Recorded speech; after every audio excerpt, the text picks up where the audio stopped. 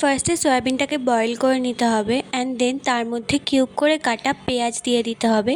তারপর তার মধ্যে দিতে হবে টক দই, আর তারপর তার মধ্যে দিতে হবে ধনের গুঁড়ো আর সামান্য একটু জিরের গুঁড়ো দিয়ে ওটাকে ম্যারিনেট করে রেখে দিতে হবে মিনিমাম 20 থেকে 30 মিনিটের জন্য। তারপর কড়াইতে আমরা তেল গরম করব আর তার মধ্যে দিয়ে দেবো এলাচ আর শুকনো লঙ্কা। তারপর তার মধ্যে আমরা ছোটো ছোটো কুচি কুচি করে কাটা পেঁয়াজ দিয়ে দেবো অ্যান্ড দেন পেঁয়াজটাকে ভালো করে আমাদের ভেজে নিতে হবে। পেঁয়াজ ভাজাটা যখন ব্রাউন ব্রাউন কালার চলে আসবে তখন তার মধ্যে আমাদের দিয়ে দিতে হবে আদা রসুনের পেস্ট। ওটাকে ভালো করে আমাদের ভেজে নিতে হবে যতক্ষণ না পর্যন্ত কাঁচা গন্ধ যায়। দেন তার মধ্যে আমাদের সমস্ত রকমের মশলা দিয়ে দিতে হবে, আর মশলা দেওয়ার পর আমাদের ততক্ষণ পর্যন্ত ওটাকে ভেজে নিতে হবে যতক্ষণ না মশলা থেকে তেলটা ছেড়ে দেয়।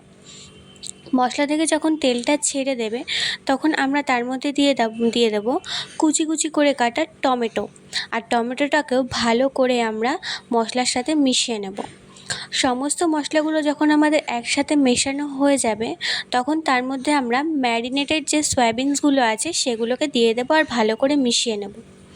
সয়াবিনের তো আমরা অনেক কিছুই খেয়েছি, কিন্তু এইভাবে একদিন সয়াবিনটা ট্রাই করে দেখবে, জাস্ট খেতে অসাধারণ হয়। একটা পুরো অন্য রকম নতুন রকম সয়াবিনের স্বাদ পাওয়া যায়। তো ভালো করে এখানে আমরা সয়াবিনটার সাথে মশলাগুলো মিশিয়ে নেব।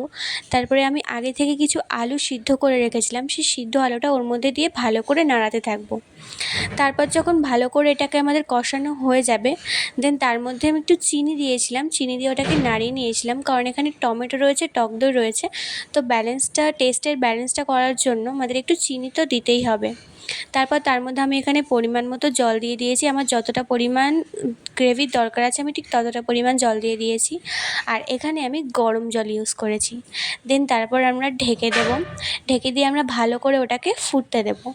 দেন যার যতটা পরিমাণ ঝোলের দরকার সে ঠিক ততটা পরিমাণ ঝোল রাখবে। আমার যেহেতু বাড়িতে অনেক মেম্বার্স, তো আমার সবসময় একটু বেশি ঝোলের দরকার হয়, তাই আমি একটু বেশিই পরিমাণ ঝোল রেখেছিলাম। তারপর যখন ওটা ফুটে যাবে তখন ওটার মধ্যে একটু গরম মশলার গুঁড়ো দিয়ে ওটাকে নামিয়ে নিতে হবে। ব্যাস, তাহলেই রেডি আমাদের নতুন রকমের সয়াবিনের একটা রেসিপি। সো ভালো লাগলে চ্যানেলটা সাবস্ক্রাইব